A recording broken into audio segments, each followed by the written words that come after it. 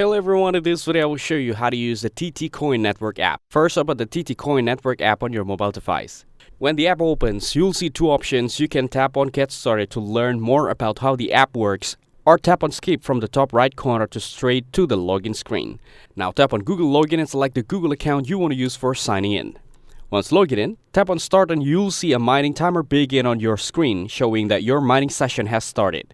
Here, you can easily check your balance, the number of coins you've mined, and the referral section where your invited friends appear.